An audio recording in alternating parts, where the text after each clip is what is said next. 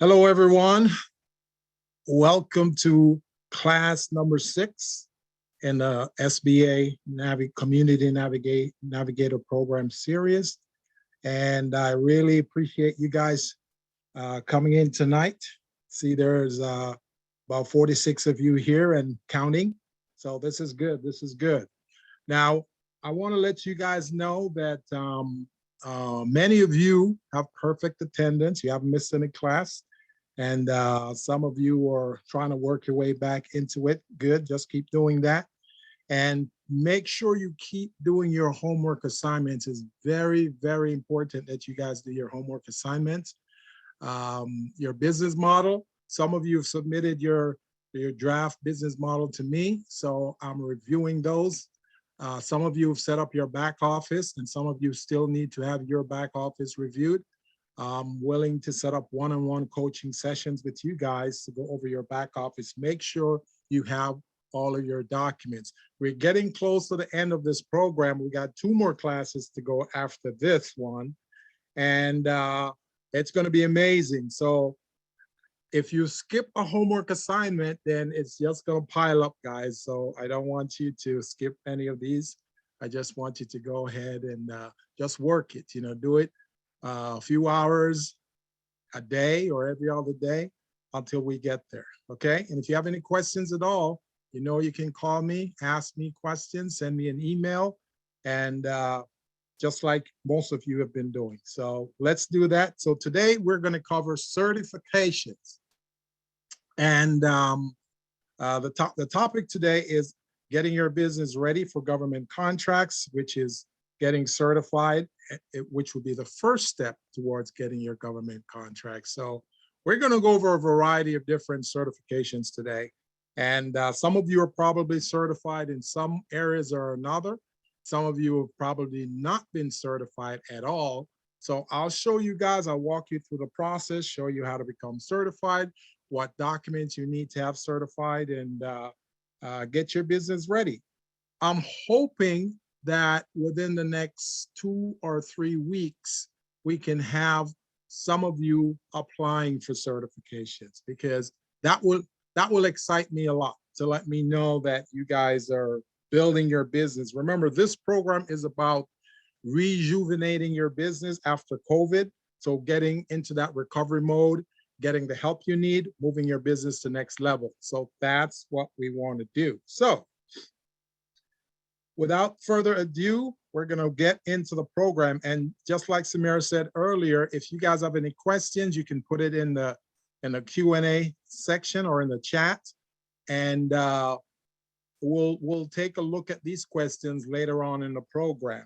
So we probably won't answer any questions as we go along right now, but later on, we'll definitely take your questions and answer them appropriately for you, okay? So I want to get started with this presentation. So thank you all again for joining this program. For those of you who are just joining for the first time, my name is Gilbert Buchanan. I'm the director of the Entrepreneurship Center at the Los Angeles Urban League. And this is a brief bio of me. And here it's stated that I've successfully assisted disadvantaged business enterprise, minority business enterprise, and small business enterprise over the years in securing over $91 million in government contracts.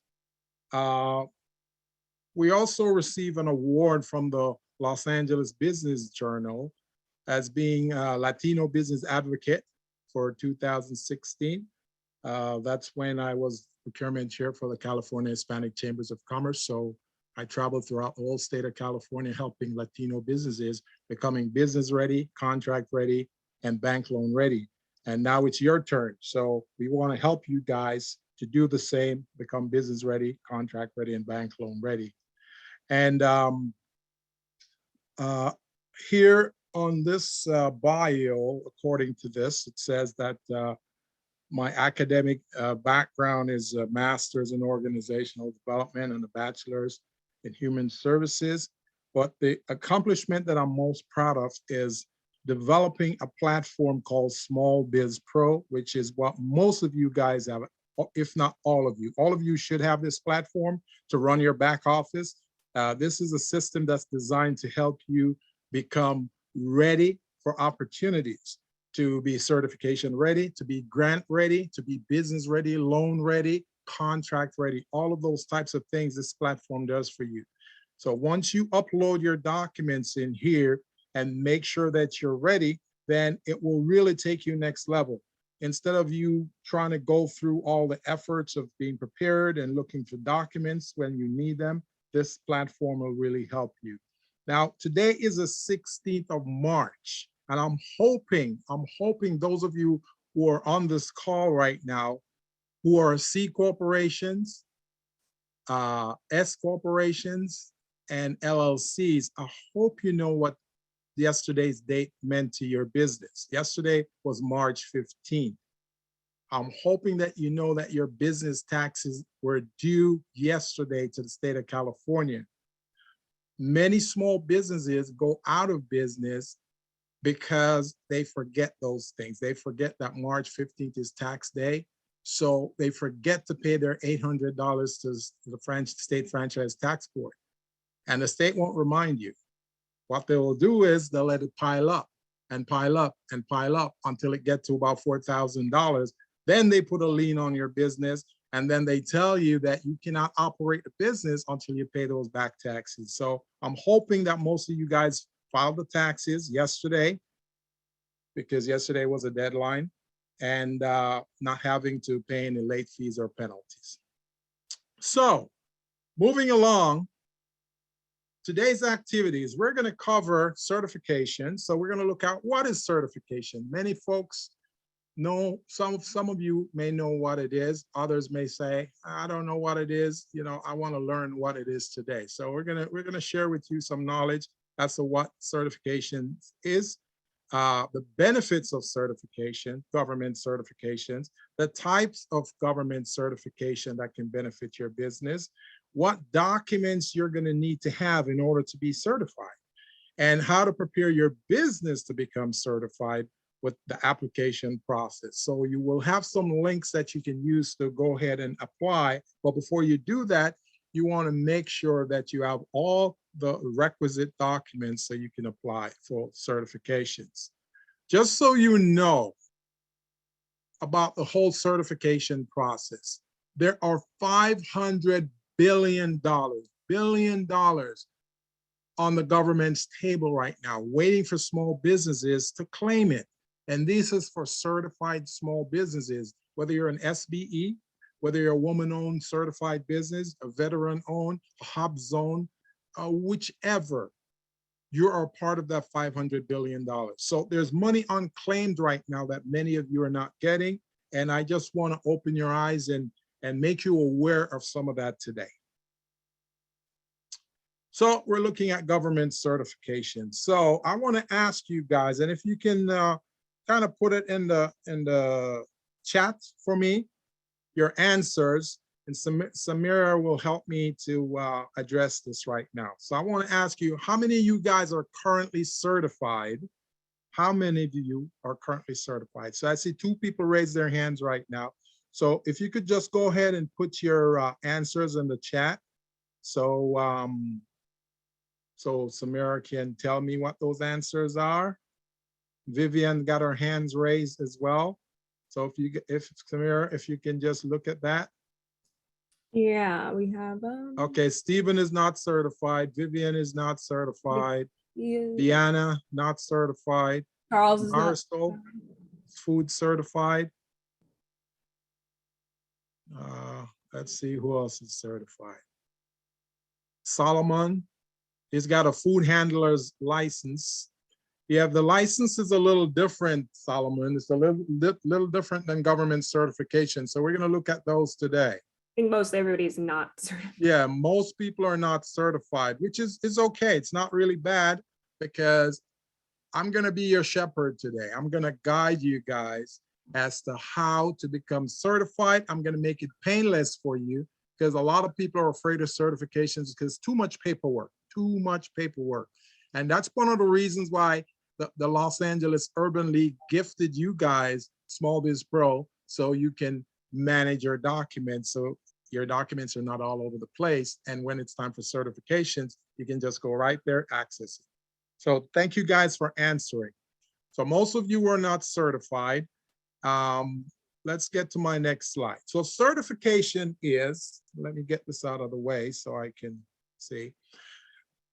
It is a process by which a for-profit business, that will be most of you guys, a for-profit business entity, which is predominantly 51% or more owned and operated, managed, and its daily operations being controlled by a woman, a small business, a presumed minority member, or you're economically disadvantaged, or someone who falls within the size standard of the SBA.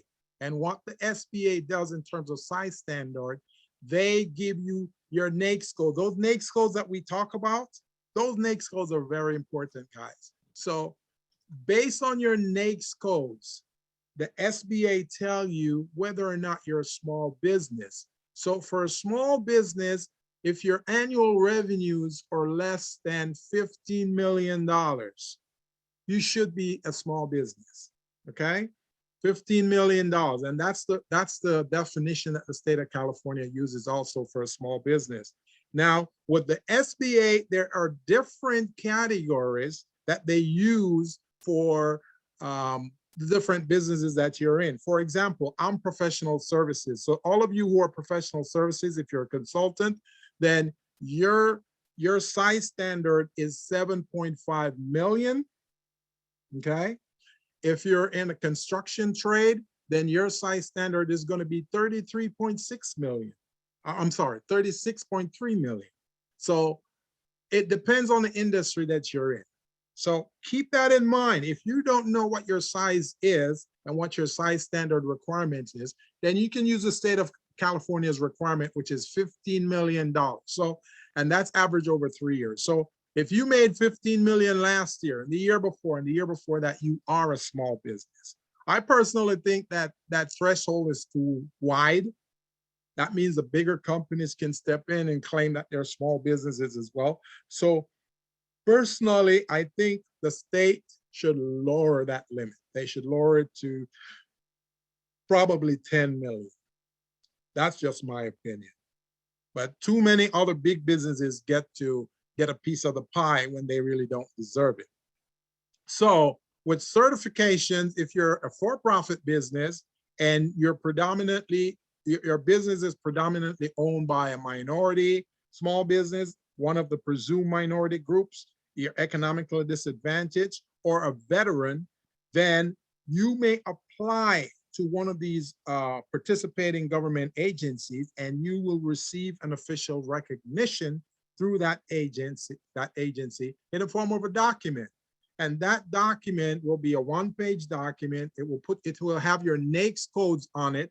Again, we're talking about NAICS codes again. NAICS is an acronym, N-A-I-C-S. That's an acronym which means North American Industry Classification System codes, okay?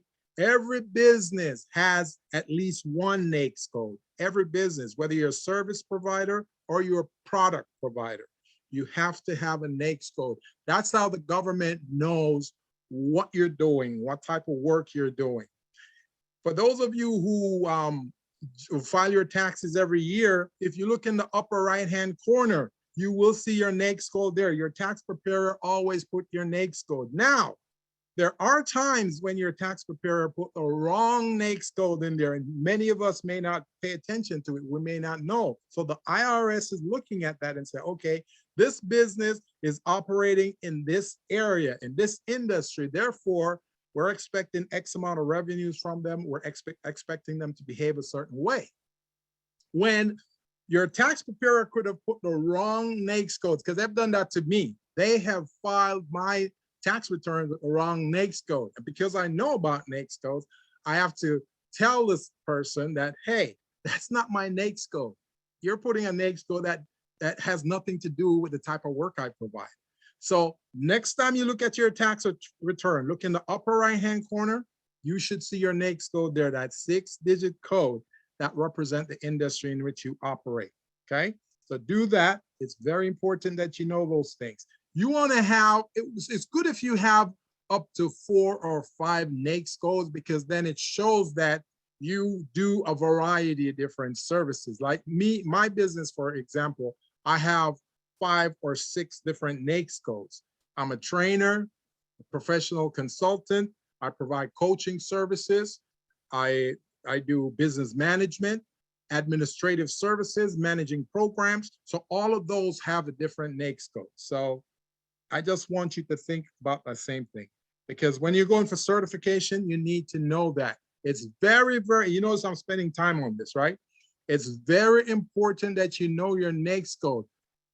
Metro is a certifying agency, and they are good at holding you to the NAICS code that you present to them. That's why it's good for you to really check out your NAICS code before you apply for certifications. Because when you're certified in a certain NAICS code, that's the only area in which you can get a contract. You cannot get a contract in another area in which you didn't provide a NAICS code for. So keep that in mind, folks. Keep that in mind. All right. So moving along, benefits of certification. Here are some benefits. And I'm just doing this, I'm just bulking them together because there are a variety of different programs. And as we go along, you will see how many different certification programs are out there, okay? So let's look at the benefits. So the benefits of certification is that it ensures that only firms that fully meet the eligibility standards are permitted to participate in programs like DBE programs. DBE means Disadvantaged Business Enterprise. MBE is Minority Business Enterprise. SBE is Small Business Enterprise. And then you got the SBA 8A program, which is an economic development program. It's designed to help businesses like ours to thrive, because the government has set aside contracts for businesses who are certified under those programs, okay? Now, as you know, this program is funded and sponsored by the SBA. So we have to talk about SBA certifications today. So I'm gonna talk about some SBA certifications, and I'll talk about some of the other certifications in your neighborhood, in your cities, that you may wanna take a look at as well. Now, many of you may not be ready for the SBA 8A certifications as yet, because those certifications are pretty intensive. You know, it's pretty paperwork intensive. You got to have a lot of paperwork, and that's why it's important for you guys to have a system to control those paperwork, manage those paperwork for you, so you can access them in seconds whenever you need them. So the benefits of the certification program is to make sure that you guys are permitted to participate in these programs. It helps to remove barriers to participants like yourselves, you know, your MBEs. And if you notice, I put MBE et al. Et al means on and others. So MBEs, DBEs, SBEs, veteran-owned businesses, you name it, okay? So all the government-assisted contracting programs, this is designed to remove barriers to those programs so businesses like yours can get a piece of the pie. And again, I'm saying this, that I'm hoping, this is now March, I'm hoping by December of this year, some of you or all of you are able to become certified and be able to start applying for contracts based on what you learn in this program, okay? I'm gonna do the best I can to guide you guys, hold your hands, and coach you guys along. But at some point, you guys are gonna have to jump overboard and say, hey, I'm gonna do this on my own. So the next benefit in this program is that these certification programs assist with business development for firms that can compete successfully in the marketplace, but they need a little help. They need a little help. So many of you can compete successfully in your marketplace, but you need some help. Like we just went through that COVID epidemic, and that kind of slammed a lot of our small businesses. Now we're trying to crawl back up into the marketplace so we can compete. So we need a little help, and that's what these programs are. So the SBA is offering a lot of different assistance in terms of certifications and other support, technical support. That's what we're offering you guys right now, okay? So benefits of certification is to make sure that there's business development available, technical assistance, and all of that available for firms like yours. It also ensures that there's no discrimination being occurring in the form of contract awards when contract is being awarded. And as many of you know, a big reason why many of you don't apply for contracts, because you're going, hey, the usual suspects are going to get these contracts. Yeah, I've been bidding for years and I never get called back, you know, for a second interview or anything like that. And you see certain people getting those contracts over and over. So a big part of the certification program is to prevent that from happening. Prevent the usual suspects from getting contracts. Prevent sole source contracting. Sole source contract is if company A gets a contract from the government for 5 years, and then that 5 years is over, then company A, it doesn't even have to apply for that contract. They just automatically give it to them again.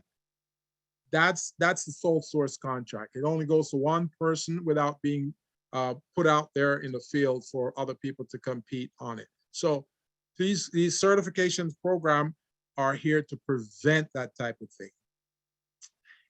And finally, let me move this out of the way. Oh, okay, I'm trying to get some of this stuff out of the way. I got a lot of stuff here. Okay, so finally, it is designed to even the playing field, all right, so that disadvantaged businesses, minority businesses, women-owned businesses can get a piece of the pie. Now later on, I'm gonna go into Small Biz Pro. That's why I'm hoping you guys use Small Biz Pro every day. Even if you know nothing about it, just go in there and mess around, try to figure some things out, learn some things about it, because you're gonna learn some key things when you go into that program. I'm telling you, one of the things you're gonna learn, you're gonna see how many contracts are awarded every year to the government agencies. There's about 30 federal agencies who award contracts every year. And most of those contracts, they don't go to minorities and women and small businesses. They go to the usual suspects, okay? So there is a goal that is supposed to be met every year. There's a 25% goal, set aside goal for small businesses. Most agencies don't meet that goal. There is a 5% goal set aside for women-owned businesses. They never meet that goal, most of them. There's a 3% set aside for HUBZone. Now we're gonna go into HubZones today because many of you, I'm sure, live and operate in a HubZone, and that should give you some preference to go after contracts, and you probably don't even know it. So you're sitting there not getting the contracts that are out there with your name on it, okay? So we're gonna make sure you guys get those today and find out what areas those are. So it's designed to even the playing field so that the usual suspects don't continue to get those contracts, okay? So now there are at least 24 types of certifications in the Los Angeles region. 24. Who knew that? Who knew? There's at least 24. And these are the most popular ones that I found, okay? So I'm sure there's a few others out there, but I'm gonna go to that list right now, and I'm gonna go over it with you and see if you guys recognize some of these certifications. So let me close out of this and go to that certification real quickly.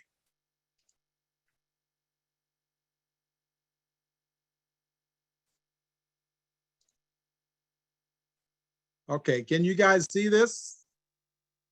Can you see this right here? I'm gonna make it bigger so you guys can see it. There we go. Just give me a thumbs up if you guys can see it, okay? Yes? Oh, there you go. All right, beautiful, beautiful. So many of you guys can see it. So these are the 24 different types of certifications out there. So what I did, I put the types of certification, I put the agencies, and I also put the website. So you guys can get direct access to those websites and get in there and review what the certification is about and apply for the certifications, okay? Many of you may have wanted to apply for certification, but you didn't know where to go. Well, now you know where to go, because I'm showing you. So number one, this is local business preference. This is with the city of Los Angeles. This used to be the small and local business certification, but they changed it. Now they call it local business preference. This is up to $150,000 contracts, okay? So these are contracts up to $150,000 that they put under this local business preference program. It's called LBPP. When you click on this link over here, this blue link, it's gonna take you to that page. And you will see a lot of the contracts. They'll also show you how to apply. So let me go there right quick so you guys can see what I'm talking about. So this right here, when you click on that link, it takes you right here. This is where it takes you, right? To the contract, the Bureau of Contract Administration with the city of Los Angeles. That's why it's called BCA, Bureau of Contracts Administration.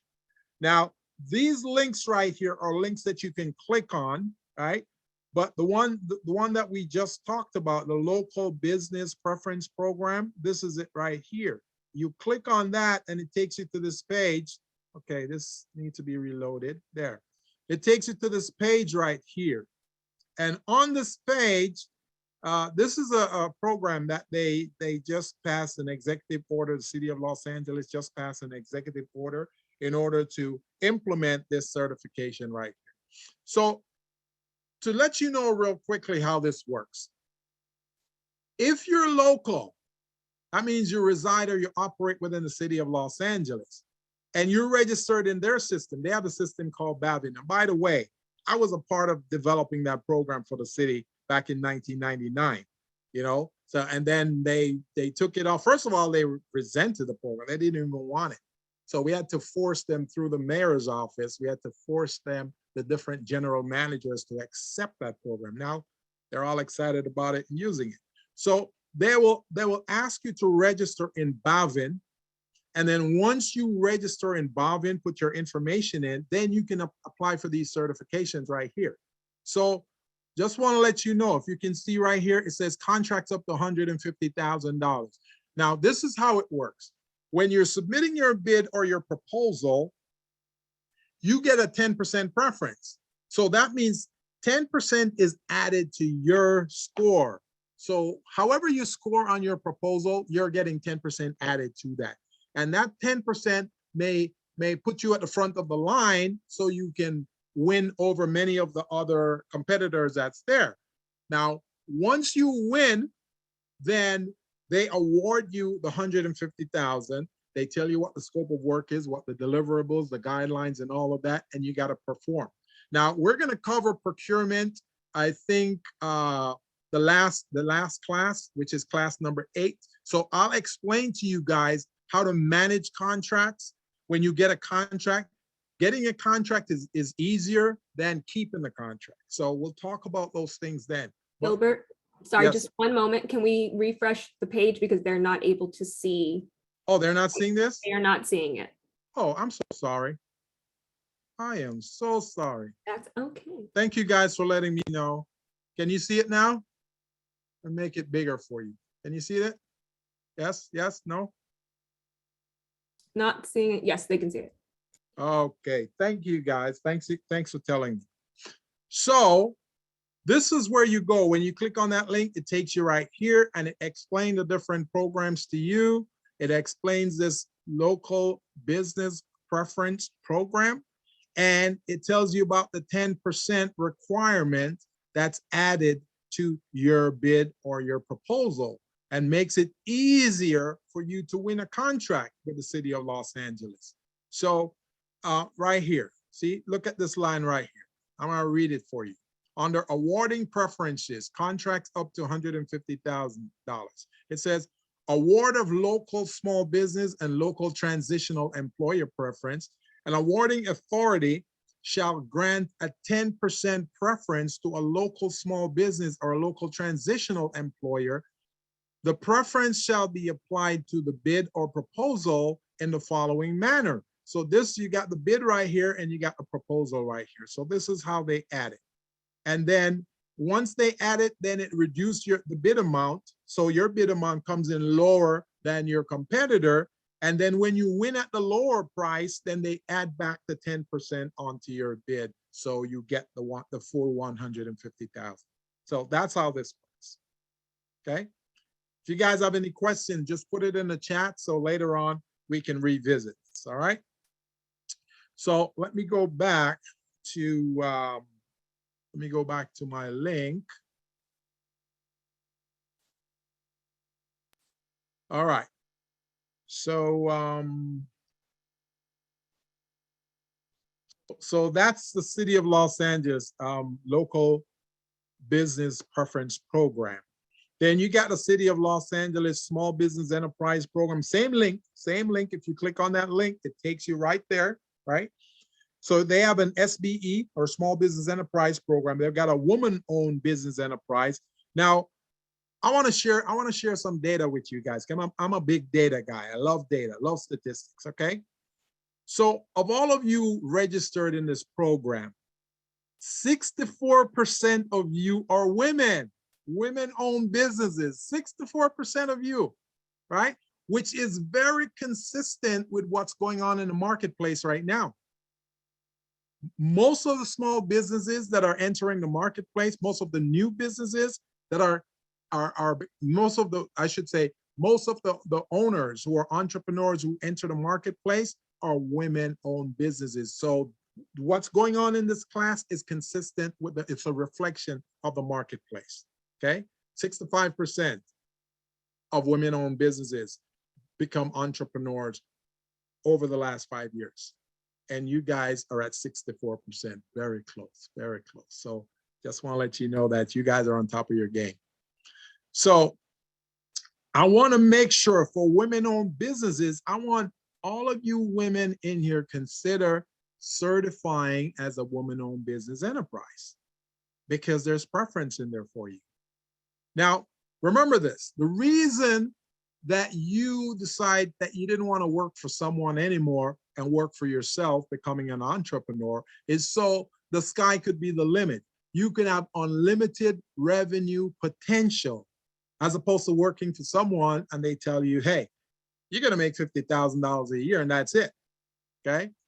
As an entrepreneur, you can make as much as you want as long as you put in the work. So if you're a woman-owned business, I want you to think about getting certified. If you're a small business, you look at the small business certification. You're minority-owned, you look at the minority-owned certification. And number 4 is disadvantaged business enterprise with the City of Los Angeles. Same link.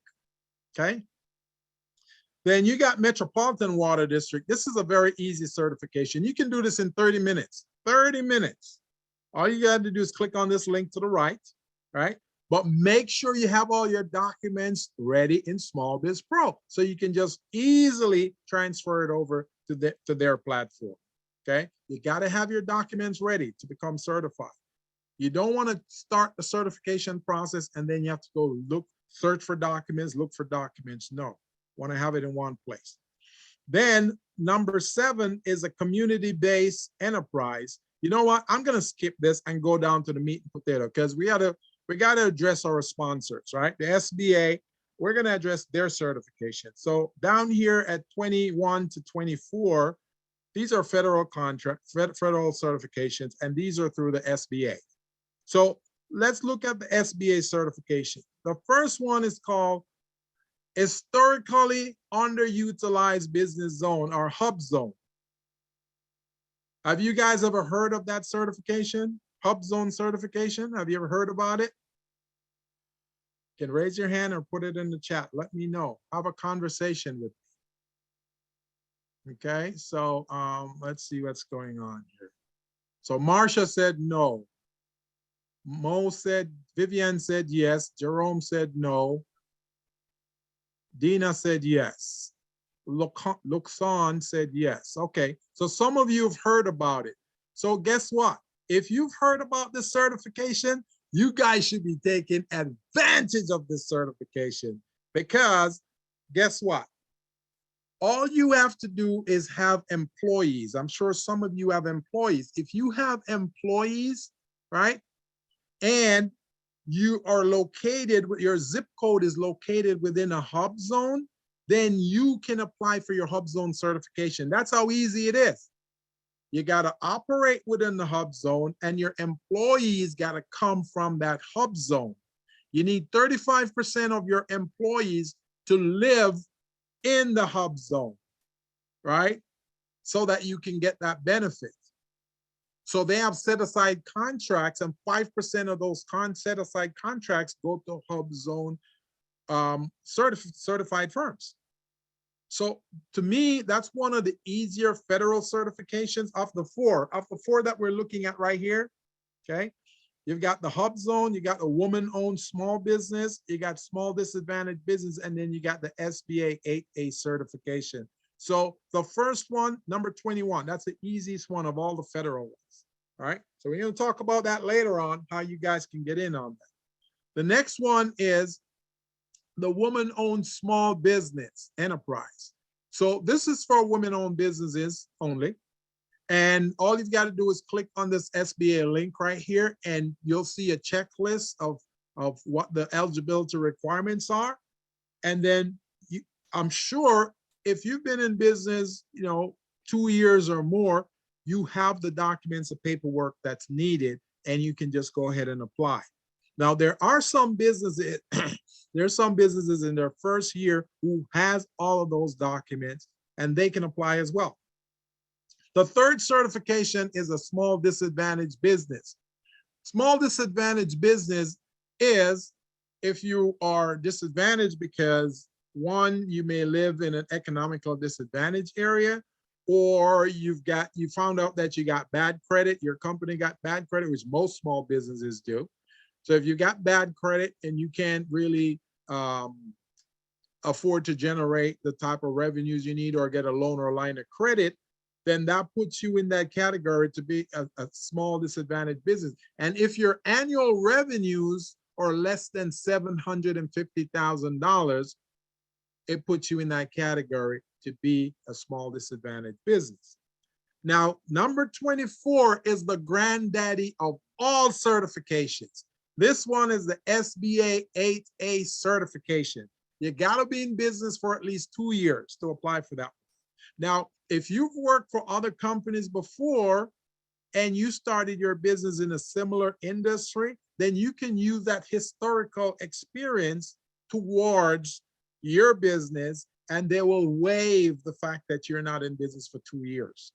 So if there's any of you who've worked in the industry for another employer and you're using that experience to run your business or to start your own business in a similar industry, then you can obtain a waiver for the 8A application, so you don't have to wait 2 years, and you can go in and do it. Now, I'm going to go over a checklist of documents that you guys are going to need for certification. Now, it's going to scare some of you. Some of you are going to embrace it. Not all the documents on the list is required by you, okay? Some of them, depending on the different certifications you're going after. But I put a list of all the documents, and you guys can just check the box. So here's what I want to do real quickly. I'm gonna mess with the HUBZone certification because I think all of you guys can relate to that one. So let me click on this link right here. And that's going to take me to the HUBZone website. So let me stop sharing for a bit. Get to the HUBZone. Bada boom, bada bang. There we go. So let me share this with you guys. Make sure you can see my screen. So this is the HUBZone certification screen, guys. This is the HUBZone. And I'm just going to read this little caption right here. It says, the HUBZone program fuels small business growth in historically underutilized business zones with a goal of awarding at least 3% of federal contract dollars to HUBZone certified companies each year, 3%. Most of the agencies don't achieve that goal. Some of them may be at 3 or 4%, but they usually don't, because nobody is really knocking on their door. So I want my guys, I want you guys to knock on that door. All right.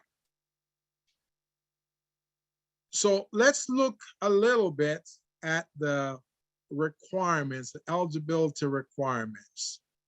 So first of all, let's look at the benefits here. The government limits competition for certain contracts to do business in historically underutilized business zones. It also gives preferential consideration to those businesses in full and open competition. Joining the HUBZone program makes your business eligible to compete for programs, set-aside contracts. HUBZone certified businesses also get a 10% price evaluation preference. So when you submit your price schedule, so they're asking you, hey, how much are you going to charge me to do this? And you tell them, hey, $500,000. They're gonna tack on 10% on that. They're gonna take 10% off that. And then when your price is lower than your competitors, then now you win, they put back that 10% on it and you're the winner. So that's how that works. So that's what this HUBZone is, right? Now, here are the qualifications. To qualify for HUBZone program, your business must be a small business according to the SBA size standard. Remember we talk about those NAICS codes? All of you guys on this call right now is a small business. Every one of you, every one of you. Not one of you guys make at least 10 million right now, so you're good. You got to be at least 51% owned and controlled by a U.S. citizen. And you got to be a community, you got to be either a community development, a corporation, or an agricultural cooperative. You're none of those, so we don't have to worry about that. You could be an Alaska Native corporation or a Native Hawaiian organization, or you can also be from a Native American Indian tribe. You got to have your principal office located in a HUBZone. So real quickly, I'm going to ask you guys to spit out and tell me what your zip codes are, and I'm going to plug it in here and see if you're in a HUBZone. And those of you who are in a HUBZone, you're going to be ready to apply for this, okay? Now, you got to also have employees, right? So if you have at least 35% of your employees living in a HUBZone, then that makes you qualify for the program. Now, I know there's one person on here, I think it's Jerome. Jerome has a restaurant, and I think he has some employees.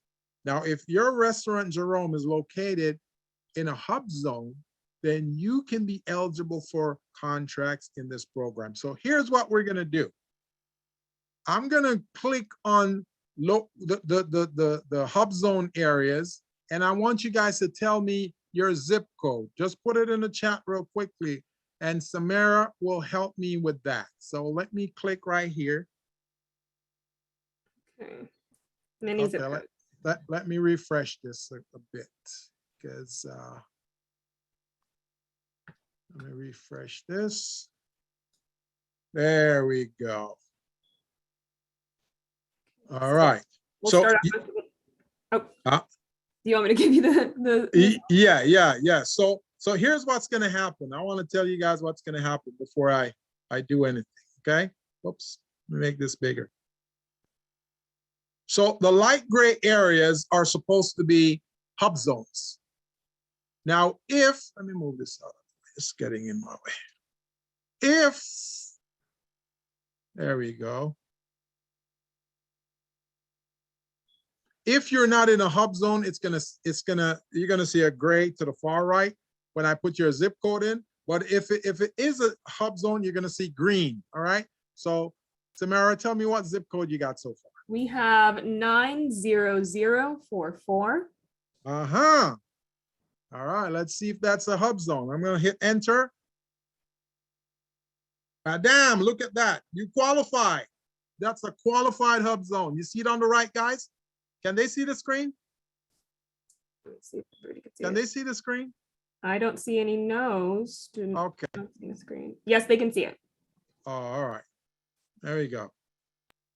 You guys see the screen right there? So whoever that zip code belonged to, L. do you know whose zip code that was? That's L Peralt. L. Oh, L. L, you're in a hub zone, so you want to start thinking about, getting some contracts from these guys, okay? Give me another zip code. Okay, we have 90011. 90011. Okay, let's see if that's a hub zone. Bam, look at that. That is a hub zone. See that? It says qualified hub zone on the right. See that little green area with the check mark? And then it zeroes in on your area immediately. So I want you guys to, put a little check mark on your notes, your notebooks right now, and say, hey, I'm in a hub zone. I'm qualified for these contracts if I'm certified. So it's time to go after it. Okay. Okay. What other zip code you got, Samara? 90043. Let's see. Voila, look at that. That's Windsor Hills. We have a couple different people with that one. So yep. So there you go, guys. 90043. You guys are in a qualified hub zone. So you got to start thinking about one, getting certified, which is not difficult. Hopefully you have employees, and 35% of your employees live in a hub zone as well. All right. So then you can go after these contracts. Mm-hmm. What other zip code you got, Samara? 90806. 90806. All right, let's see what we got there. Oh, not qualified. So that one is not in a hub zone. That's in Long Beach. That one is not a hub zone. Just so you guys know, guys, I put my zip code in last night to see if Alhambra was a hub zone, and they said, no, don't even think about it. You're not in a hub zone. So. All right, who else? Who else we got, Samara? We got a lot. We have a 90047. 90047. All right. Nope. 90047 is not a hub zone. Okay. Who else? 91602. 91602. Nope, not a hub zone. That's Toluca Lake, North Hollywood. Anyone else? Who else do we have? Let me see. 90044. I mean, that's pretty close to 90043. So yeah, I think that one is a hub zone. Yeah, oh. That's the hub zone. Right there. Los Angeles. Okay. 91786. 91786. Mm-hmm. All right. Oh, not qualified. That's in Upland. Sorry, guys. Who else? 90302. Okay. Oh, that one's qualified. That's in Inglewood. That's a hub zone, guys. So you want to write that down. And if you know any other entrepreneurs in the same zip code, you can tell them too. What else do you have, Samara?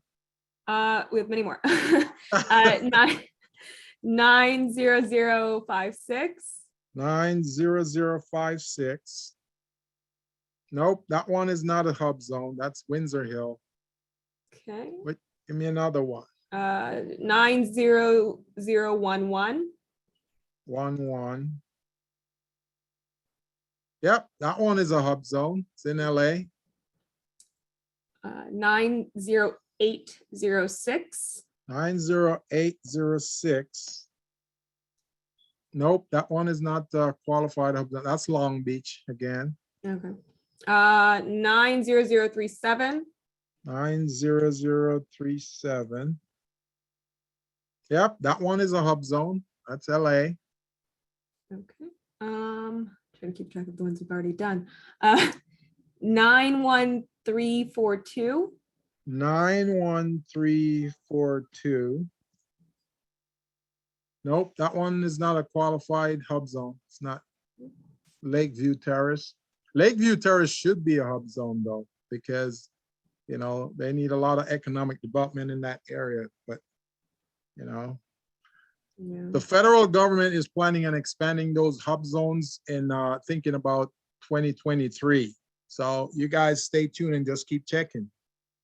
You guys are getting the link to this site. All of you are getting the link to this site. So you can check it on your own, you know, whenever you want, whenever you're ready, and see if your zip codes fall within these hub zones.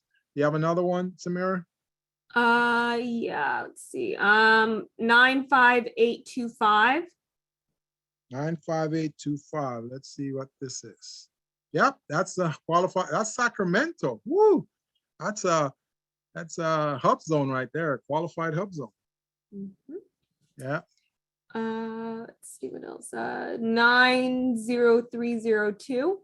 90302. Yep, that one is Inglewood again. That's another qualified hub zone. Okay. 90016. Let's see, 90016.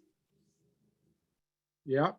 They said this one is qualified until January 31st, 2025. So you guys have until 2025 to make a whole lot of money out of these contracts in your hub zone area. So just remember, there's a deadline on you guys making money on this area, okay?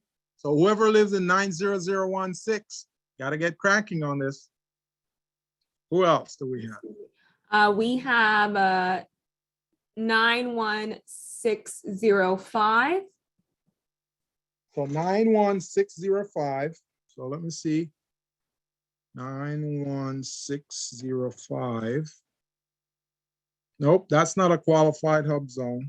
Okay. 90813. 90813. Let's see what we got. Yep, that's a qualified hub zone. That's, you know, that's amazing. This is Long Beach. The other two that we did in Long Beach were not qualified. This one qualified. So that's amazing. So the amazing thing about these hub zone is you can live on a street where you are a hub zone, but your neighbor is not a hub zone. Just a fence or a street separate both of you, and it makes it, you know, different. So this is amazing. Who else do we have? We have 90047. 90047. All right, this one is not a qualified hub zone. This is Los Angeles, but it's not. Okay. We have 90746. 90746. Okay. That's Long Beach. No, that part of Long Beach is not a hub zone. No. Okay. We have 90220. 90220. Let's see what we got here. Yep, that's a qualified hub zone. That's Crystal City. Okay. Yep, that's a hub zone. Charles, 90019.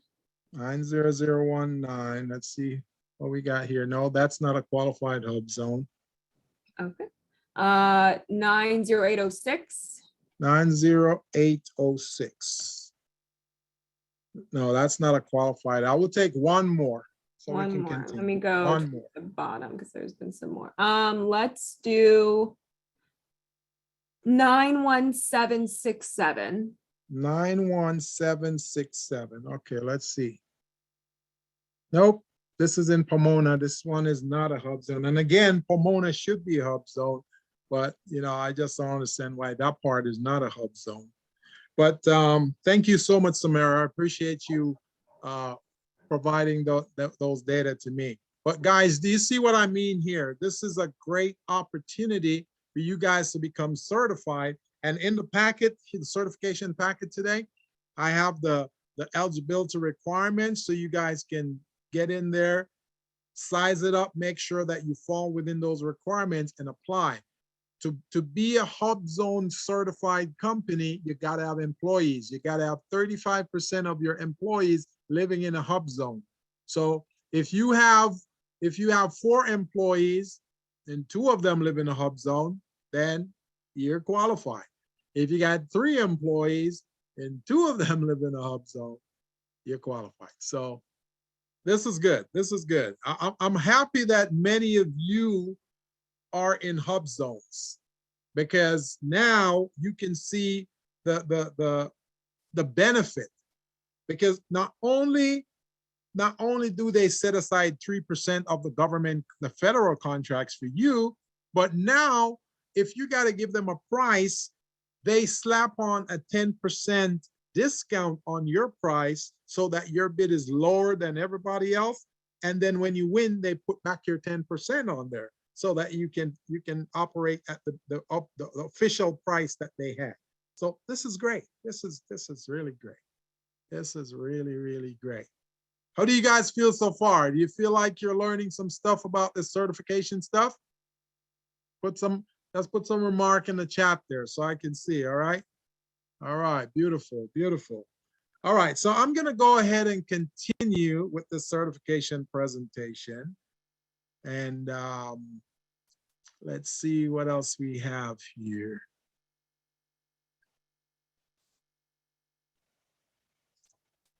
Oops, there we go.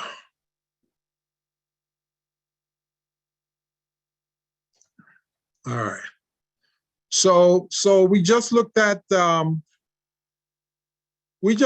few certification companies, right? We looked at the federal government certification. We look at the city of Los Angeles. You know, I think we should look at the county of Los Angeles. And the reason for that is every one of you on this call should be able to qualify for a county of Los Angeles contract at some point. So you need to get certified. So let me go back over here. Let me go back over here and tap into that. So let's look for a county of Los Angeles. Okay, here we go. Number 8. Let me share my screen so that you guys, can you guys see my screen? Can you guys see it? So number 8, that's the County of Los Angeles certification right there. It's called Local Small Business Enterprise, LSBE, all right? You guys can be certified as that. It doesn't take a lot. All you gotta have is you gotta have a proof of like a birth certificate or a passport to show your ethnicity, all right?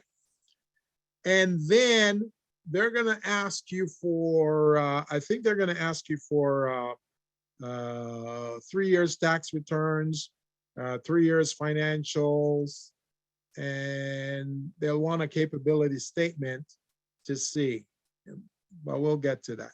So let me go up here real quickly and click on the county site.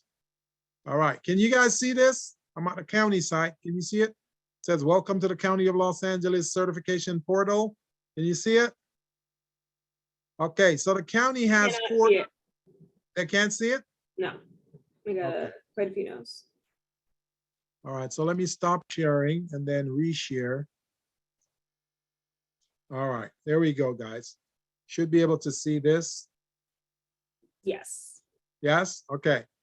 So these are 4 different types of certifications that the County of Los Angeles has. You got the Local Small Business Enterprise.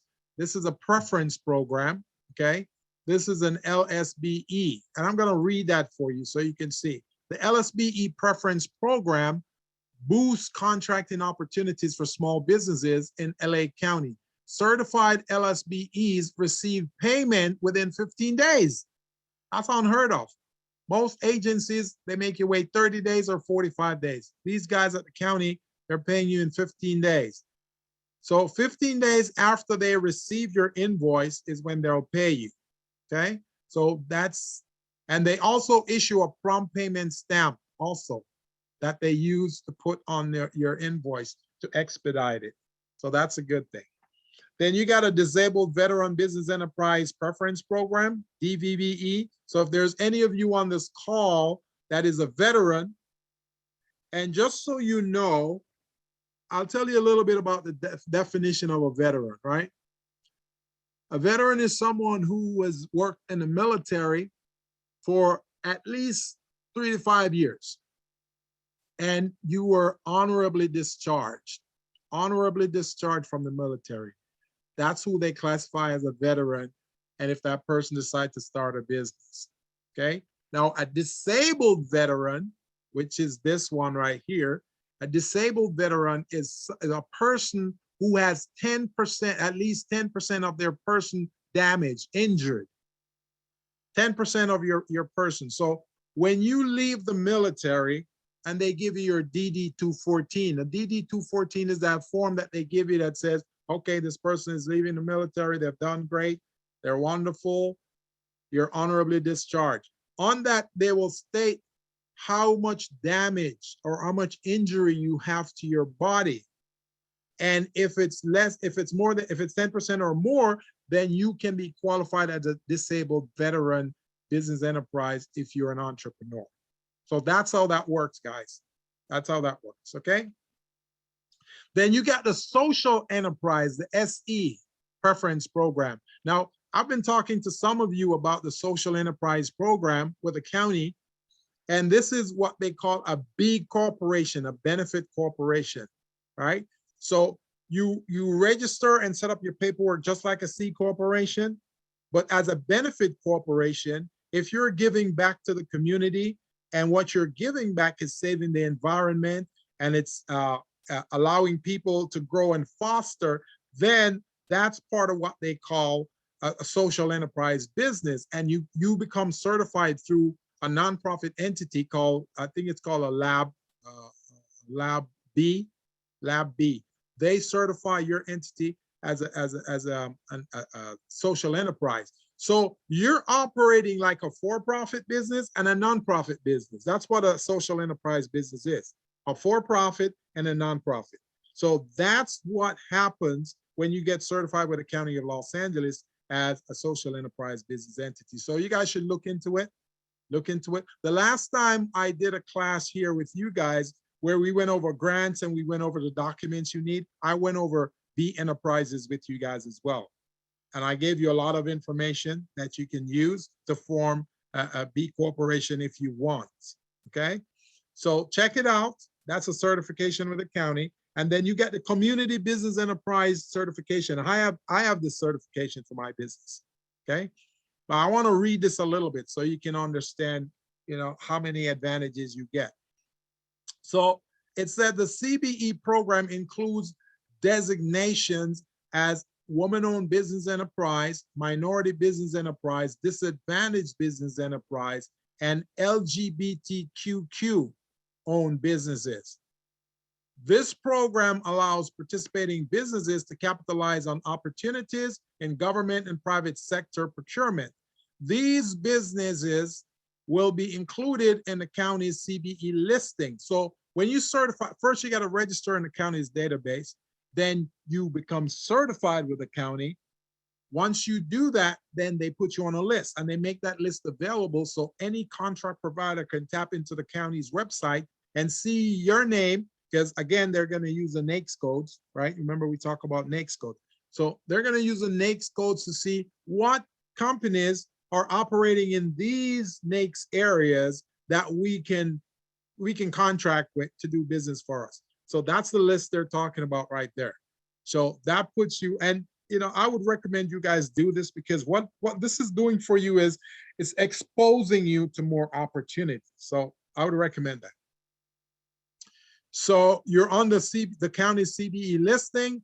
Many county departments, public agencies, private sector, primes, and subcontractors use CBE listing to meet their subcontracting goal, which is amazing. So here's one thing I want to add for you guys, and I'll cover this in procurement, but I just want to kind of throw this out there. This is a little contract pamphlet that I got from the county, and in here are 37 different departments at the county, 37 different departments. That means each department purchases their own products or services, each department. So you guys can fall into any one of these. In some of these departments, you got child support services, community development commission, community and senior services. A lot of you are in the hair care business. The seniors, they need to get their hair done. You've got foster care. You know, those kids need to be dressed up, dolled up, use certain kind of cosmetics, you guys can make a killing with the county for these agencies. Fire department, coroner's office, consumer affairs, human resources, internal services department, health services. There's so many departments, the sheriff's department, museum of natural history, all of this. They're always looking for services and products, and you guys have it. So we need to get you guys certified as quickly as possible so you can get in there. Now, just remember again, I want to remind you guys, because I have to do this. I have an obligation to do this. We're sponsored and funded by the SBA. So we have to talk about the SBA certification program. So we talked about the 8A program. We talked about the HUBZone, which most of you guys should be able to qualify for when you plug your zip codes in there to see if you're eligible. So at least if you can't do the 8A or the SDB or the woman-owned, do the HUBZone. Do that one. Plug your zip code in there and make sure you're ready. Okay. So in order to be certified with the county, this is what you do. The county requests that when these businesses are trying to be certified, if you're trying to certify as an LSBE or DVBE or an SE, which is social enterprise, or CBE, community business enterprise, you must register as a vendor in the county's database. You must register an account in the DCBA, right? Which is their database. This is the certification portal that they have. And then you want to complete all sections of the application. You want to submit all the requested supporting documents, which I'll give you guys a checklist of. And look at this. See this register and login button? You're going to click on this, and this is how you're going to log in and register, right? This is very easy, guys. Very, very easy. So the link that I'm going to provide you guys on that list in a Word document, you can click on it. It takes you to this page. You read through all of this stuff and then just click that blue button right here and you register and log in. Okay. All right. So let's go back to, since we covered most of the basic certification, which I think would be beneficial to your business. We talk about the HUBZone that's on the federal level.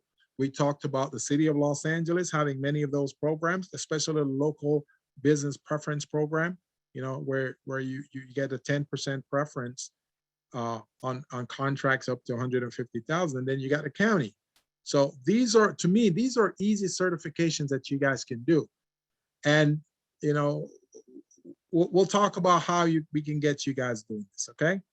So let's go back to the presentation. All right, so this is a county. This is what I just went over with you guys right here, that in order to be certified, you need to register as a vendor. You want to register an account and all of that good stuff, okay?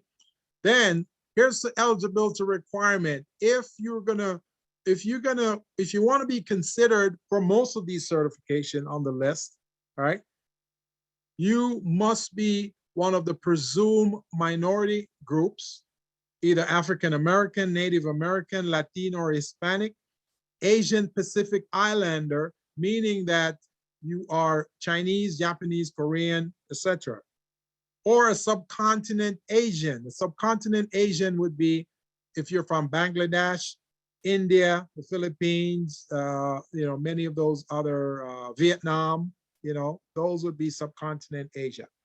So if you're from any of those, then that's a big part of the eligibility right there. If you're economically disadvantaged, that means if you've got high school education or less, you got poor credit, you're living in projects, you live in the hood, you have little or no money, you get turned down for loans, your credit is not so good, then all of these will qualify you as economically disadvantaged. Gender, if you're a woman or LGBTQ, those will qualify you for some of these certifications. And then, if you're a veteran, they also have the veteran certification. The county certainly has one, and the state of California has one as well. So these are the eligibility requirements. Now, So there are two ways, after the eligibility requirement, there are two ways that they look at you in order for you to be certified, right? So one of them is ownership and the next one is control. So under ownership, you must be at least 51% owner of your business as an economically disadvantaged individual, as a minority, or a woman, depending on the certification you're going for. So if you're going for a woman-owned certification, you got to own at least 51% of the business. If you're going for a minority-owned business, you got to own at least 51% of the business. If you're a disadvantaged business, you got to own 51% of the business, okay? And you must have real and substantial ownership. That means you are really the owner. You're not there as a front. You are not the person, you know, just sitting up there and say, yeah, I'm the owner, but some guy in the background is getting more paid than you. And that person is really running the business. You're just there, you know, as a front. No, that won't work for you. If you're in a DBE program, which is Disadvantaged Business Enterprise Program, which most of you on here are, even me, disadvantaged business, that means your personal net worth cannot exceed 1.32 million. So now I know many of you are probably saying, hey, I own a house and my house is worth 1.5 million. So does that mean that I'm not eligible? No, that doesn't mean that. It says personal net worth, and the personal net worth excludes your personal residence. So if you live in a $1.5 million home, we take that $1.5 million home and we put it aside. We don't count that. We look at other assets that you have. So that's what this is, okay? So most of you can qualify for this certification under ownership. Now let's look at control. So under control, the owner, DBE, MBE, SBE, or WBE owner must have technical expertise. That means whatever business you're in, you gotta be the expert in that business. You can't be the person who owns the business and bring me in as the expert in your business to run the business and then use me to qualify for certification. No, you gotta use you to qualify for the certification because you are that key person. You're the one with the technical expertise. And I've talked to a lot of clients, and a lot of clients, they say, you know, I have a business, but I put my wife as the owner because I want that woman-owned certification. That's a bad idea, guys. Do not do that, because some way, somehow, you're gonna get caught. You're gonna get busted. And when you get busted, they put you in that black book for life. Just remember that. We don't get too many opportunities. And when we do get it, we don't want to blow it because we want to do some little things that we think will benefit us. A woman-owned business, a minority-owned business, disadvantaged business, we're in the same category. So if you are the owner and your wife is an officer in the business, or she's a part owner, if you guys own the business 50-50, and I don't usually use 50-50 because 50-50 does not exist in business, okay? 50-50 does not exist. Nobody recognizes 50-50 because when you're 50-50, that means nobody has authority. Nobody has that decision, the final decision, because it's 50-50. So it has to be 51-49 at all times. So if you and your wife own the business and you want your wife to be 51% and you're 49, and that's great. But make sure the person with the technical expertise is the one with 51%. And you can't keep changing position. You can't have her at 51% this year and then next year you're 51% because you're going after different contract. That's a surefire way for certifying agencies to flag you and say, this person is involved in fraud. Your control of daily operation should be you, the 51%er.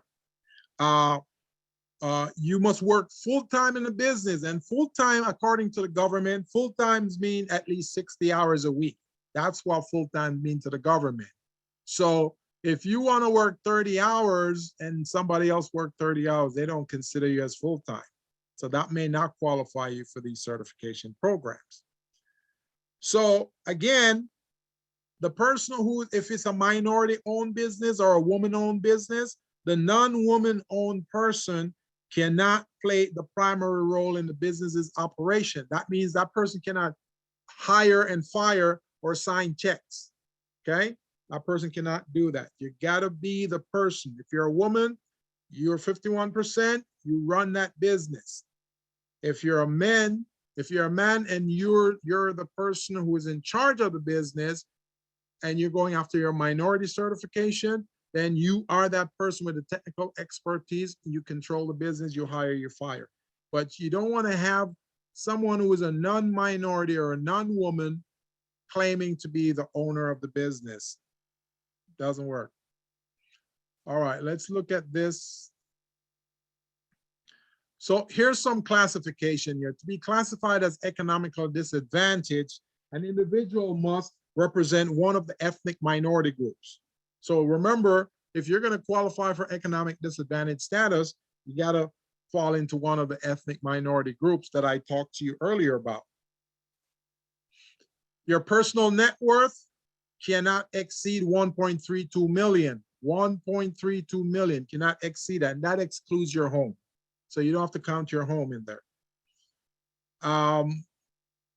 If you have an annual gross receipt over 3 years of $23.9 million, that makes you economically disadvantaged. I don't understand how they come up with that. It sounds crazy to me, because that's just opening the door for the bigger guys to come in and start claiming economical disadvantage status. They're saying $23.9 million. If your gross receipts over 3 years equal 23.9, you're economical disadvantage. That makes no sense to me, but that's the program. So I just want you guys to know that. Now, for the airport opportunities, so they have a DBE certification at the airport. They call it ACDBE. AC means Airport Concessions DBE program. For that program, you can average up to $56 million over 3 years. That makes no sense to me. But that's what the federal government said is okay. So 56 million, if you've got a business at the airport, one of those kiosks, right, selling food or whatever, you know, souvenir stuff, and you're generating up to 56 million, then you're considered a disadvantaged business. Go figure. All right, so with the state of California, this is their definition of small business. $15 million average over 3 years. So if you make 15 million last year, 15 the year before, 15 the year before that, you add it up together, that's 45 million divided by 3, you're at 15 million. So that's how they look at that. So we did look at the HUBZone qualifications right here, guys. We did look at that you got to be 51% owned and controlled by a US citizen if you're going into the HUBZone program. So they want you to be 51% owned and controlled by a US citizen, okay? And they want to make sure that you satisfy the small business size standard based on the SBA. So if you're not sure what it is, you click on this link and the SBA size standard will pop right up and you'll see. Depending on the industry you're in, it's going to say 7.5 million, 10 million, 15 million, you know, whatever. Okay, so here's some documents that you need to have in order to become certified. And I know a lot of you are going to have brain drain on this right now, but please don't feel that way.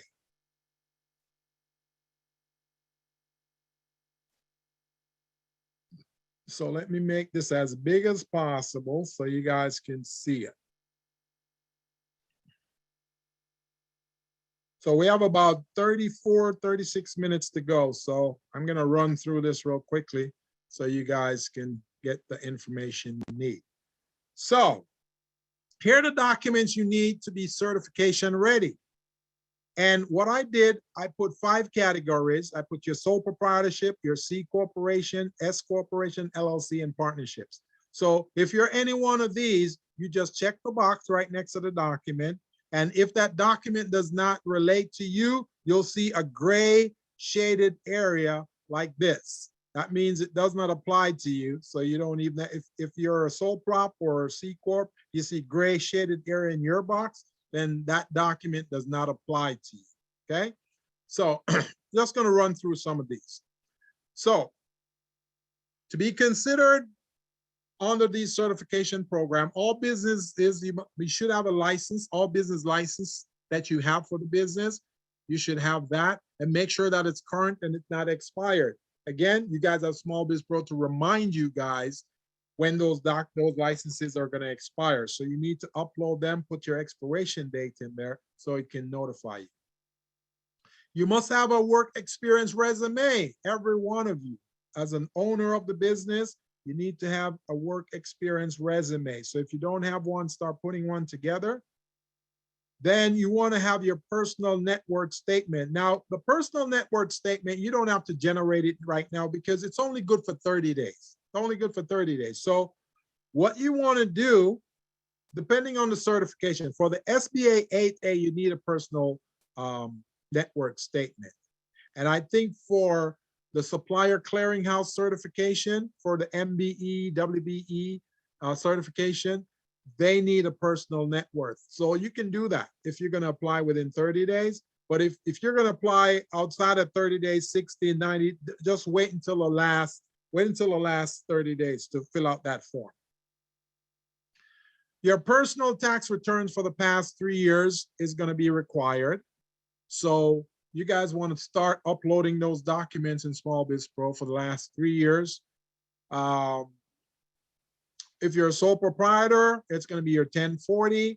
If you're an LLC, it's going to be the 1065.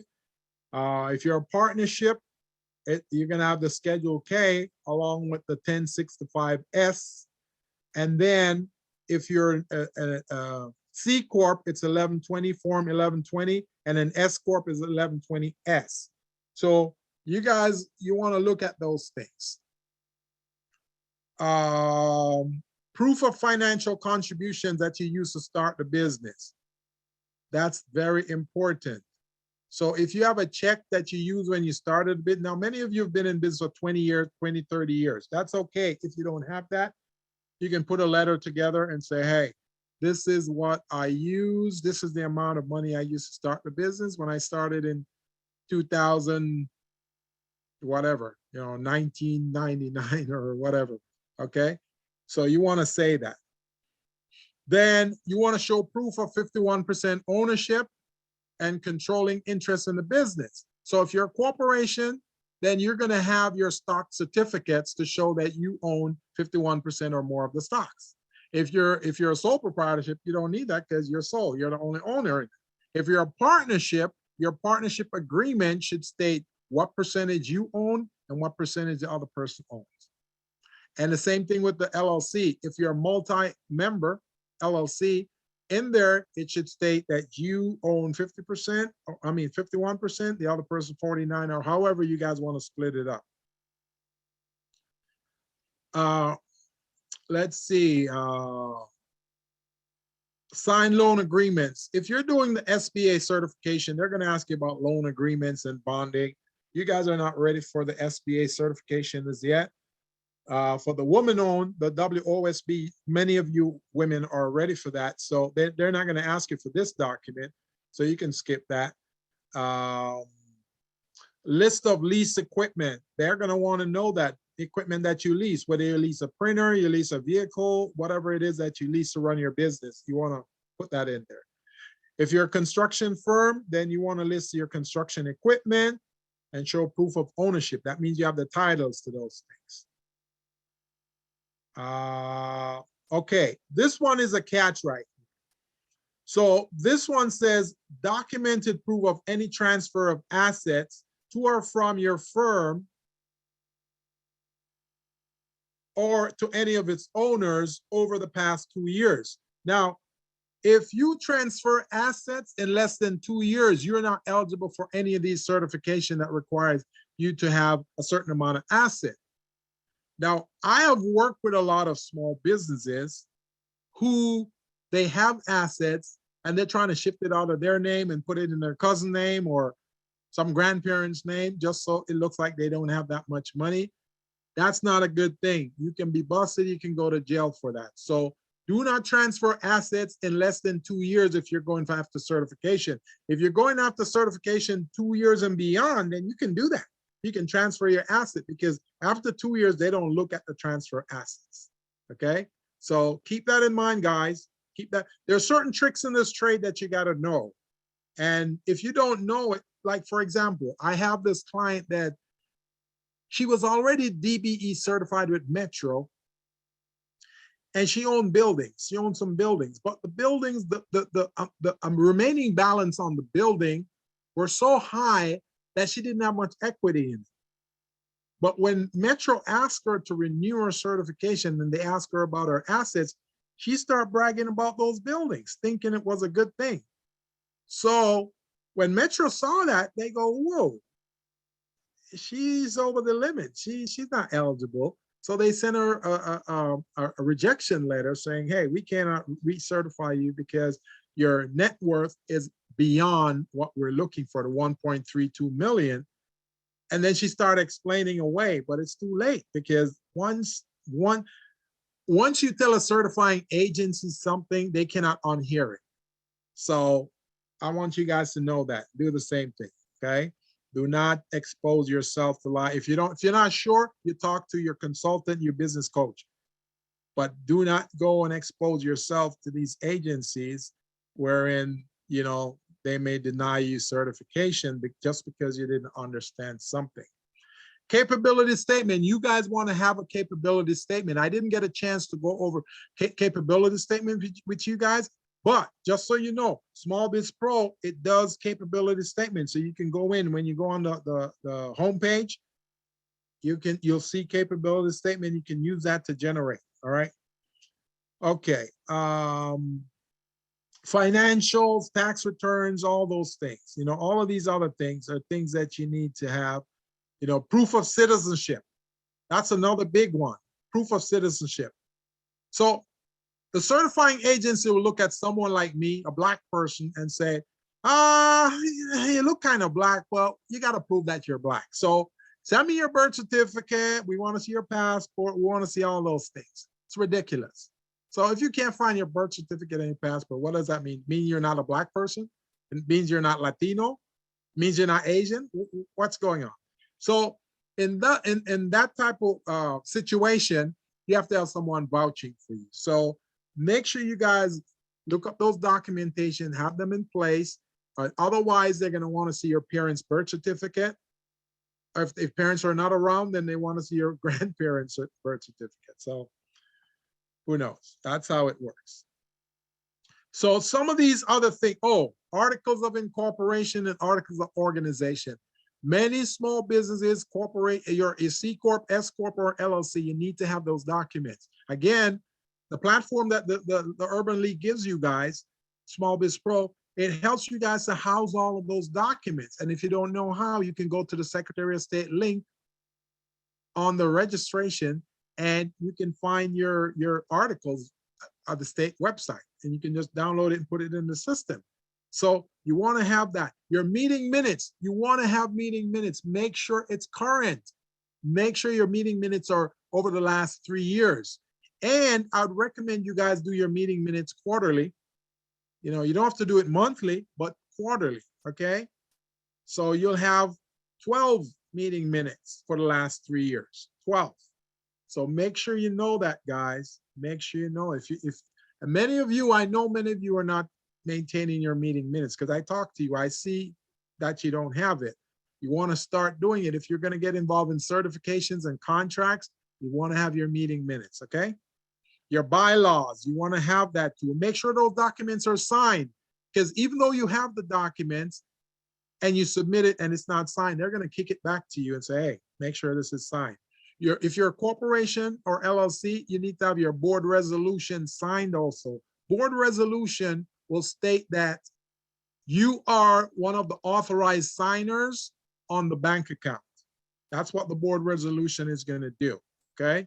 And certification agencies, they always want to see those things. They always want to see your bank signature card, or if you get a letter of authority from the bank that says you have authority to sign checks and make decisions in the business, then that letter coming from the bank is sufficient for you to use in your certification. So all of these things I have on this checklist, you know, if you guys follow this, you can't go wrong, cannot go wrong. So just start collecting these documents. And when you collect these documents, you upload them and store them in Small Biz Pro so they're in one place and you don't have to worry about where they are. And the reason you put them in there, if there's an expiration date on it, the system will notify you 90 days before they expire. And then 60, and then 30, and then, you know, 10, 5, and then the last day, okay? So this checklist right here, guys, it tells you what documents you need to have, okay? I spoke to a client the other day. She's a sole proprietorship, and she told me that she didn't know that her fictitious business name filing could expire. She thought it was forever. Your fictitious business name is good for 5 years, 5 years. So when you register that, it's going to expire in 5 years. So you want to track and monitor that, because sometimes we get so busy trying to make money and trying to run our business, we don't think about those documents expiring. So that's why you have the system to remind you, okay? So you don't want to miss an opportunity. So, okay, I think that's enough about these documents. I want to save some time for your questions. All right, so let's see what else we have on this presentation.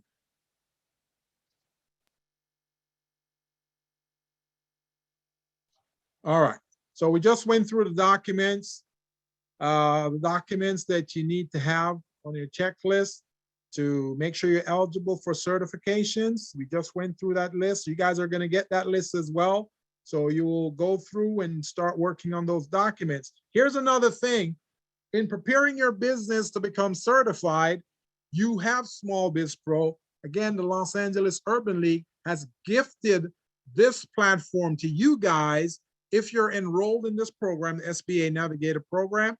If you're enrolled in this program and that you're going to use it, if you're not using the program, the Urban League will deactivate you from that program, from that platform, so you won't have access to it anymore.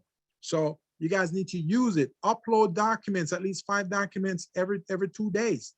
Upload your documents. Until over a 30-day period, you got all your documents you need. But to prepare your business to become certified, you want to take the contract readiness assessment in Small Biz Pro. So when you go to smallbizpro.net, you click on that. This link right here is all you need to click on, and it will take you to the assessment. And you do the assessment, answer the questions, yes or no, and hopefully they're going to be positive. You know, you don't want to say the wrong, you don't want to misrepresent yourself. You want to be honest with your answers. If you score 100%, then you're good and you're ready for certification and contracts. But if you get about 75% or lower, then you need some work. So you need to schedule some time with either me or any of the other coaches at the Urban League, and so that they can guide you and get your scores up to 100%. The whole purpose of this assessment program is to convert your no answers, your business no's, into yeses.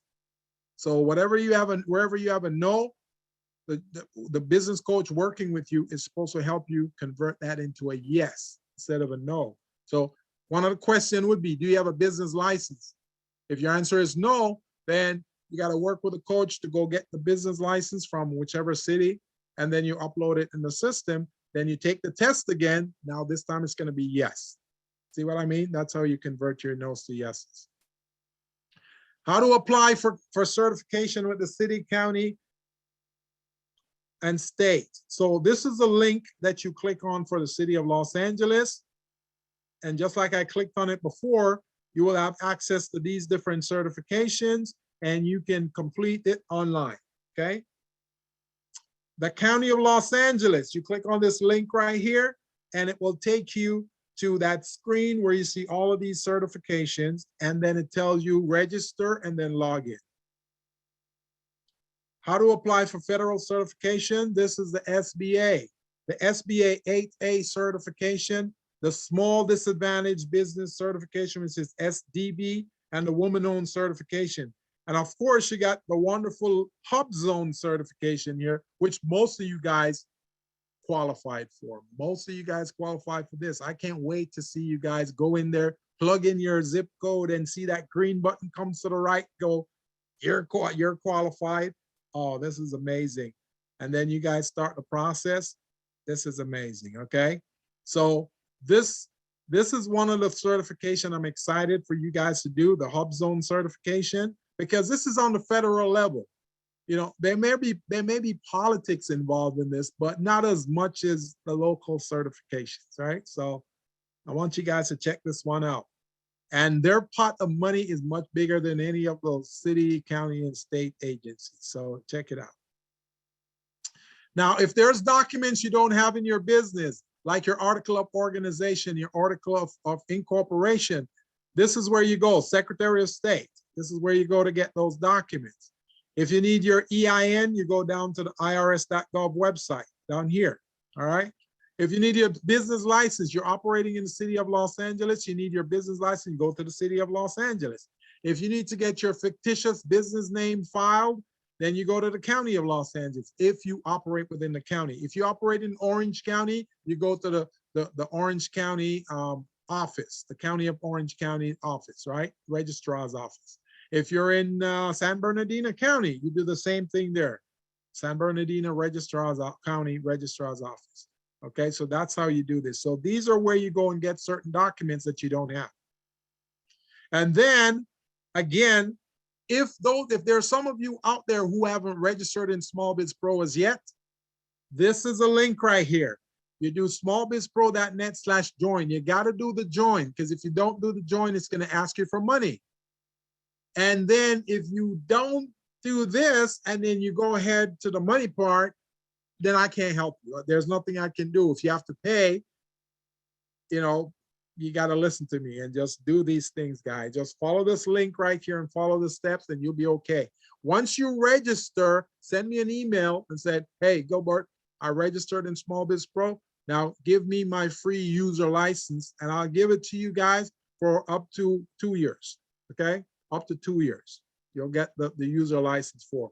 But when you use this link and you register, you're only going to get it for 10 days. 10 days. So contact me before the 10 days are up and say, hey, I'm registering here. And then after you register, then I want you to start uploading your documents, guys, because when we meet with you as a coach, we want to see that you're a Small Biz Pro back office to make sure you're actually uploading those documents. So you're going to show us through Zoom to say, hey, I got my business license, I got my insurance, I got my Dun & Bradstreet, I got all of those things. So with that being said, it's question and answer time. So Samara, I'm gonna need you to read those questions for me. So I got like over 99 questions in the chat. I'm gonna start from some of the original ones. Okay. We've gotten over this already, but we have, I'm starting a food vending business, and I want to know the qualifications of the cart in Long Beach, California. The cart, like a food truck? I guess this is from Solomon. Solomon, if you can clarify that question for me, I'd really appreciate it because I love to answer it for you. He said yes, I think food cart. Is it a food truck that you're trying to do? Yes? He typed yes, so I believe okay. He means a cart, yes. Okay, so the city has those requirements, Solomon. So I would go to the city of Long Beach and ask them what the requirements are. One of the requirements you're going to need is a food handler's permit. Now, the food handler's permit, you get that from the county. So you're going to get a food handler's permit, you're going to get a business license, and whatever other permit that they need for you to operate on the street. There may be a street vendor permit, I'm not sure, but you want to ask the city, and the city will give you a list of what you need. But with your kind of business, you want to make sure you stay in compliance at all times, because they're always looking to catch businesses like that are not operating within compliance, so they can fine you and move you out of the way and bring somebody else in. So you don't want to do that. You know, you have a great opportunity to make some money. Okay, thank you. So next we have Marla. Marla is asking how/where do you get a NIX code? Your NAICS code. So you can get the NAICS code in Small Biz Pro when you register, okay? But if you don't want to do it that way, you can go to NAICS.com, NAICS.com. Let me put it in the chat. So you can put, let me put to everyone.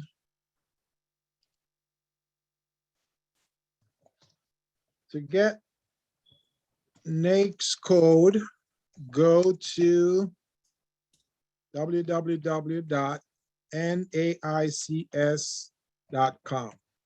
Okay, all of you can do that. Go there and look up your NAICS codes.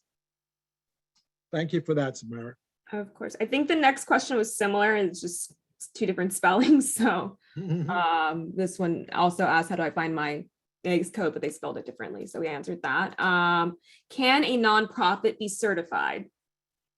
And this is yes, the nonprofit can be certified. I think there are two agencies that now certify nonprofits. The County of Los Angeles is one of them, and Metro.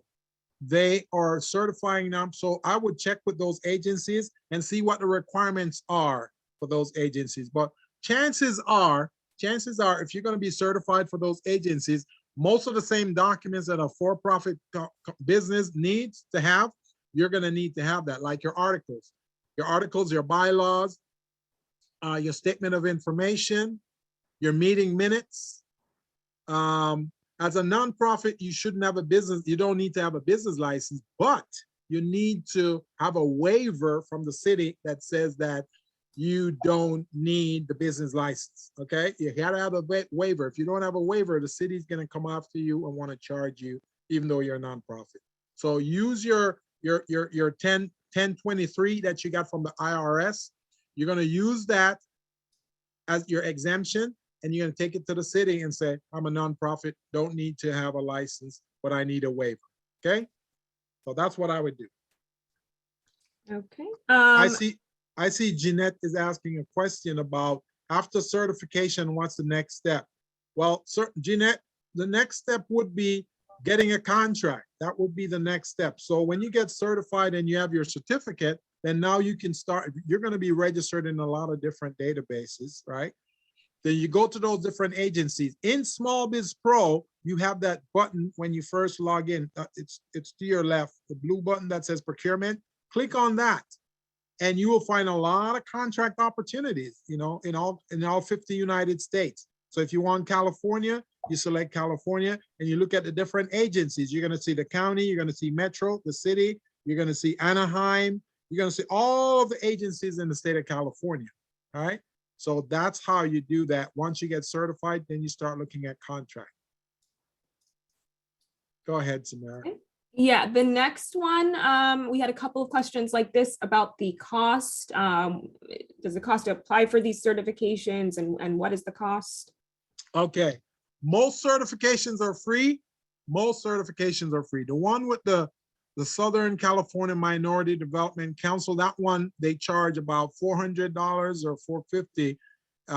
It was $350 before COVID, but after COVID, everybody's increasing their price. So that one is about $450, and it depends on your revenue, your earnings. So I think if you earn under $1 million, it's a $450 or $400, and then above $1 million, then it's a different price. But that's the only agency I know that charges for certification, right? Everybody else is free. Everybody else, the City of Los Angeles, the County of Los Angeles, Metro, the SBA, all of those agencies are free. Now, there are consultants out there who will charge you for certification, but they're not charging you for the certification. They're charging you for their time to do the certification for you. So you guys can do it yourselves and do it for free. Just follow the instructions that I give. Thanks. Okay, the next one is asking in regard to HubZones. Do you and your employees have to be from the same hub zone? No, you don't have to be from the same hub zone. As long as you're in a hub zone, then you're good. So I could be in one hub zone over on this side of the world. You're in a different hub zone. As long as it's a hub zone, you're good. Okay. And I see a quick question here. Somebody asked if NAICS codes cost. No, NAICS codes are free. They don't cost any money. So once you go to NAICS.com and you put a search word, so let's say you were you're in a bakery business, you put bakery, you're going to see your codes there. You're in the restaurant business, you put restaurant or catering, you're going to see your code. It's free. And there's actually, so that that's from Nakia. She had a question prior to that, that is, if I'm registered as a MBE and a WBE, and I want to get a contract to be a vendor in the airport, can you help me with that? Sure, I can help you. What you'll need to do, Nakia, is to become one of what they call the ACDBE. AC means Airport Concessions Disadvantaged Business Enterprise Company. So you got to certify. That certification is similar to the DBE. They have a few different questions in there, but that's about it. So once you do that and you get certified, then you're going to be great. So now once you get certified, your next step is to try to find a spot at the airport that you can lease and start selling your products or your goods. Next question is from Kevin Lee, the owner of Fluffy Snowballs. We have just received NMSDC, National Minority Supplier Development Council certification. Do I need to get all of these additional certifications? Please advise. No, you don't have to get all of them. As a matter of fact, since you are MSBDC certified, you should try getting contracts in that area, because you're paying your membership dues to that organization. So their job is to help match you up with those companies like Honda, Toyota, all of the utility companies. And, so their job is to help match you up with those contracts. So I wouldn't worry about any of these other certifications unless you're having difficulties getting contract in the certification you just had. But, you spend money getting that one, so might as well get the benefit of it. So use the agency to match you up with some of those contract providers. Okay. Let me see, because I think Kevin actually had more than one question. Since we're on Kevin, let me just answer Kevin's other question. Kevin also asked, we are also certified with the city of Long Beach. Do I need to get all these additional certificates? So he's also asking about Long Beach. Okay. So if you're certified with Long Beach, the certification for the city of Long Beach is very easy. It takes about 30 minutes. So on the link that I'm sending you guys, just look for Long Beach, City of Long Beach, click on the link, and they're going to ask you for some of the same documents that I just went over with you. And those are some of the same documents you just gave the MSNBC. So you already have those. So just use that.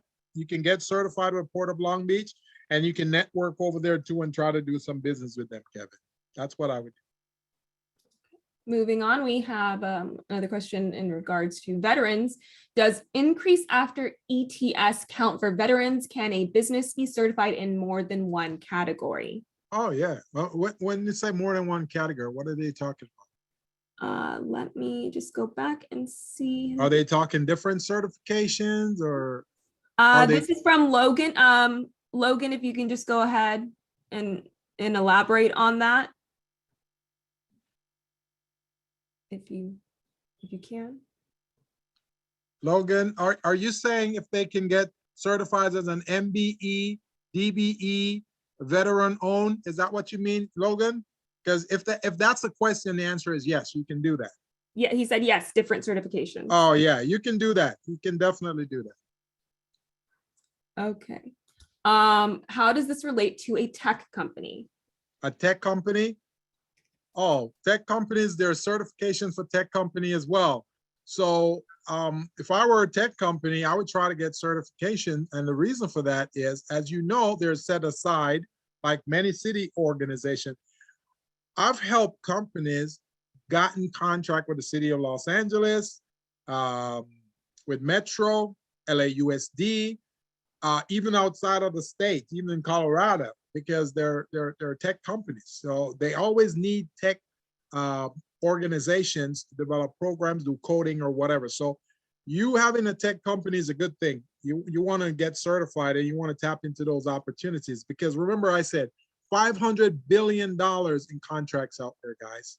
500 billion. And many of us are not applying for them. So you want to get your share of the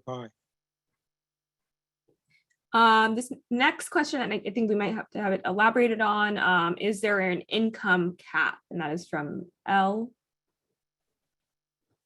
So income cap, that relates to the SBA. So with the SBA,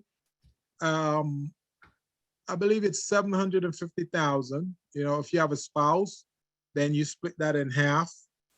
But if you're doing any of the other certification like the DBE or MBE, your revenues, it doesn't really affect the application itself and the requirements for the application, unless you're making more than the personal network requirement that they're asking. And as a DBE, the personal network is 1.32 million. And that's about it. So no, there's no requirement. The next question is, what is a SBA 8A? SEA? SBA, the number 8A. Oh, SBA 8A, that's an economic development program. That's a specific program designed by the federal government to help small businesses like us get a piece of the pie. It's a certification that's good for 9 years, and your annual revenues, your annual revenues cannot exceed, I think it's up to 550,000 now. I think it's up to 550,000. So it cannot exceed that. So that's what that program is. And again, they have about 24 to 30 federal agencies which set aside contracts for folks who are in the 8A program. So that's a good one for you guys to have. If you're in business for 2 years and beyond, then that's a good one for you to tap into. Next question is, if I'm a sole proprietor and have no employees as of yet, am I eligible for a HUBZone contract? No, you wouldn't be eligible for the HUBZone, because with the HUBZone, you have to have employees, and 35% of your employees have to reside in the HUBZone. So no, it's a sole proprietor without employees. Now, you could be a sole proprietor with employees. So if 35% of your employees are in the HUBZone, then yes, you can do that. But if not, no. Okay. Another question regarding the HUBZone from somebody else. When searching to see if I'm in a HUBZone, when searching using just my zip code, it says that I'm not in a HUBZone. But when I search with my full business address, it says it's in a HUBZone. Why is that? So they search with the business address and another, what's the other They address? searched with the zip code. The zip code said it was not, but when he put in the full address, it said that he was. That's strange, because they measure it by zip code. So that is strange. Tell them to contact me so we can do it together and see what's going on. Okay. Who was that person? Who was the person who asked that question? Marcus Hammond. Okay, tell Marcus to contact me, please. Okay, I will let Marcus know. Next is a question from Amy. When someone lives in an apartment that forbids you from using the address to run a business, what is the best address to use for legal purposes? A company that gives you a suite number, a virtual office? I imagine that you can't use a PO box for county and state filing. Right. So you can use a virtual office, that's one, or you can use a UPS store's address, because they allow you to use that, and Dun & Bradstreet recognize that as a business address as well. So you can either do the UPS store as an address or the virtual business office. Okay. And then we have just, I think, a couple more from Stephanie. Can someone help me walk through the process of applying for a business license and seller's license? Sure, sure. Just send me an email and let's schedule a one-on-one and I will do it. Not tomorrow though, but let's do it Monday. Let's do it Monday. Okay. Okay. Let me see who else we have. Somebody's asking for my contact info. So let me put my contact info in the chat, guys.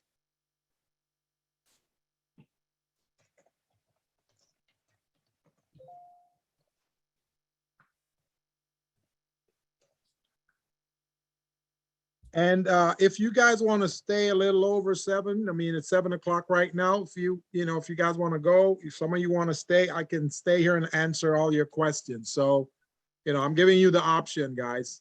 I love talking to you guys and love sharing information with you. So either way, it's fine with me. So here is my contact information. Oh, I need to let you guys know this. At the end of this month, I'll be leaving the Urban League. So I want you guys to make sure you get everything in right now, okay? Get as much as you can out of me, guys. So March 31st, I'm gone. I'm not there anymore. So, well, I'm sure there'll be other people at the Urban League that can help you guys address, business needs and all of that, and guide you through the process and coach you as well. So, just want to let you know, okay? So here is my info in the chat.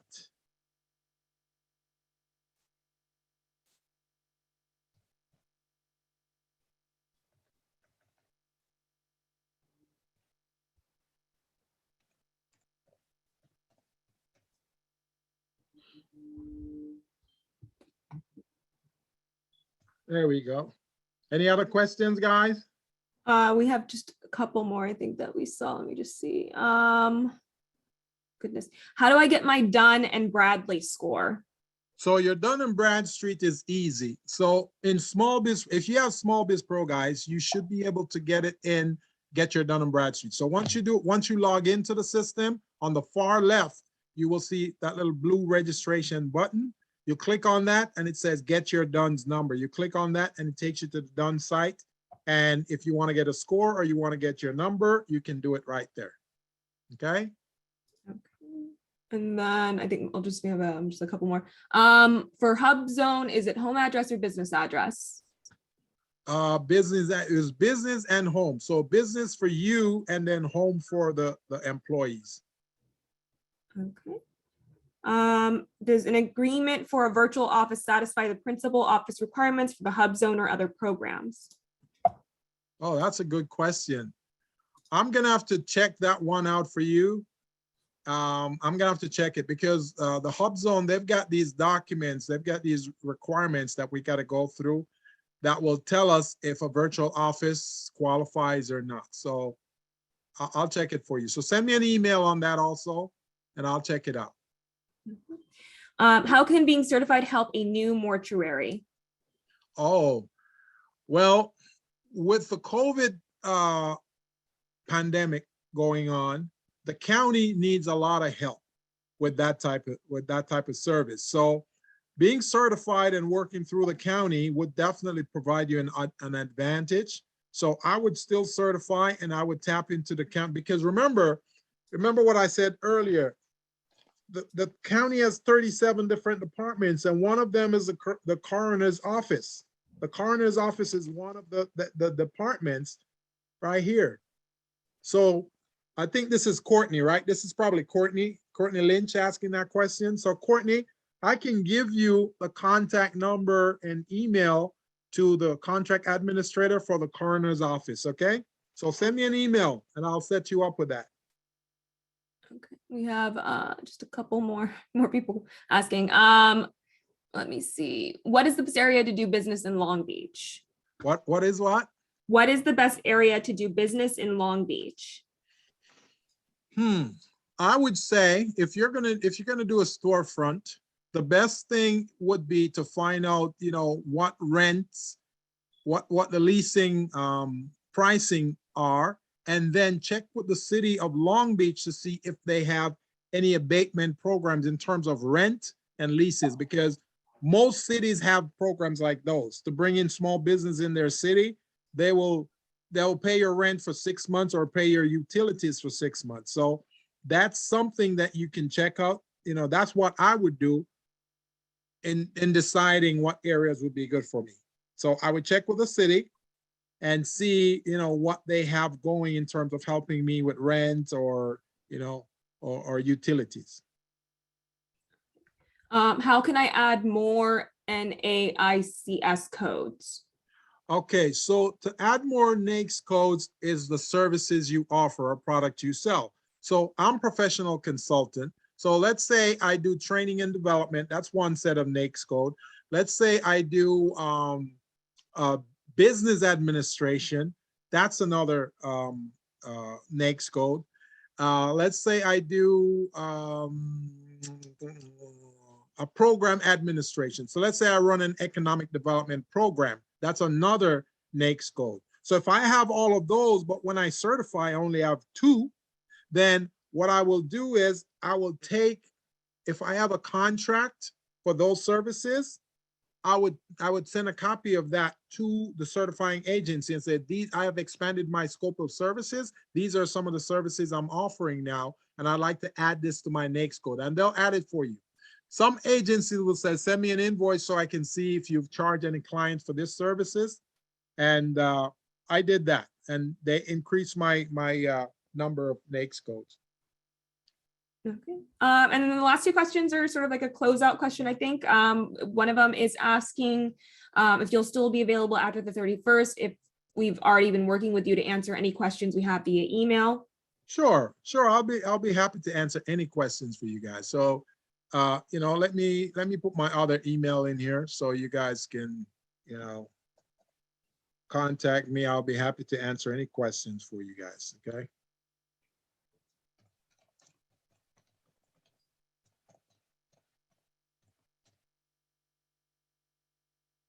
There you go. So I got my other email in the chat. So yeah, just send me any questions and I'll be happy to answer anything. You know, I love you guys and I really care for your growth and development. So anything I can do to help you guys grow, I will be happy to do that. At the end of this program, I really, really want to see you guys have your back office set up the right way. I want to see that your business ready. And even if you're not contract ready, I want to see that you guys are ready to start looking at certification. So that's what I want to see. So if you guys can do that for me, I would really, really appreciate that. Okay. Because that would make me feel like I did something for you. Okay.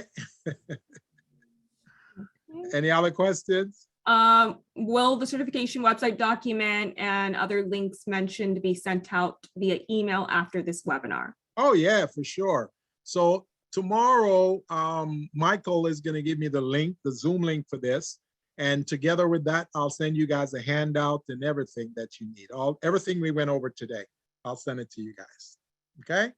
And remember, homework assignment. Don't forget your homework assignment. I see some people already left, but don't forget the homework assignment. Let me go over it real quickly so that, you know, you guys can do it.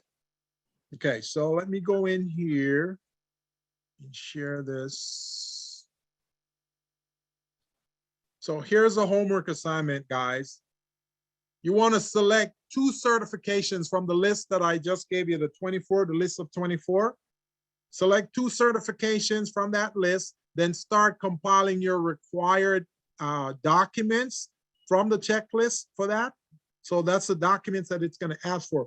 Choose the easiest ones, you know, like the ones I went over, like the one with the City of Los Angeles, the local business preference program. That one is pretty easy. And the HUBZone, look into the HUBZone, guys. Try that one and see if you're in the HUBZone. And then if you're not in the HUBZone, then look at the county of Los Angeles, because again, it's like having 37 different clients coming at you with opportunities. So I want you to do the County of Los Angeles. So select 2 certifications that you and do it. Just go ahead and prepare it. Then you want to complete your Small Biz Pro back office. Make sure you're uploading your documents, guys, at least 5 every other day. And if you have not registered in Small Biz Pro yet, here is the link to get your free account.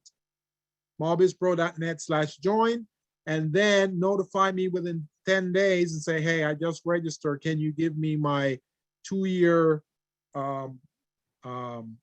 user license? Okay, so this is your homework, guys. And I'm going to send this to all of you. Okay. So anything else, Samara? Just the last couple questions are the same. If they will still have access to Small Biz Pro after the 31st. Oh yeah, they'll always have, you guys, you'll always have access to Small Biz Pro. Not because I'm not with the Urban League, doesn't mean that you guys have, the Urban League, they've got a license to use this thing for 2 years. So, you know, you guys are going to be there for a long time, and it will be extended after that. So it's going to keep going and going for you guys. These are platforms that are put together to help you grow your business. So yeah, we're here to help you guys. And again, like I say, there'll be other coaches at the Urban League that can help walk you guys through the growth of your business as well. So you'll be in good hands. You'll be in good hands. Okay. I think that's what there was one. Sorry, just one other question from Solomon, because I think we maybe didn't answer his question the right way. He was talking about being able to do vending business in Long Beach. Tell him to call me, because I didn't understand the question. Tell him to give me a call or send me an email so we can do that. Okay. Right. I think that is it then. That was the last question that I saw. All right. Thank you so much. Samara, you did a good job. This is your first day on the job. Yeah. You did a good job. Happy to help. Very happy. Oh, this is great. Thank you. So I'm looking forward to seeing you guys next week. Next week, we're gonna do QuickBooks with Crystal. Okay. Next week is QuickBooks with Crystal. So I'm looking forward to that. And then the week after that, we're going to do procurement. We're going to teach you guys how to get some contracts. So looking forward to helping you guys. So thank you all for participating in this class, and we'll definitely see you guys next week, even before that. So many of you are going to schedule one-on-one appointments with me. So, and some of the other coaches as well. So let's do that, guys. Let's do it. You have a good night, okay? And Samara, thank you for helping me out. I really appreciate you. Of course, you're welcome. Happy to help. I learned a lot. So. Thank you so much. Thanks, guys. Have a good night. Bye, everyone. Okay, bye.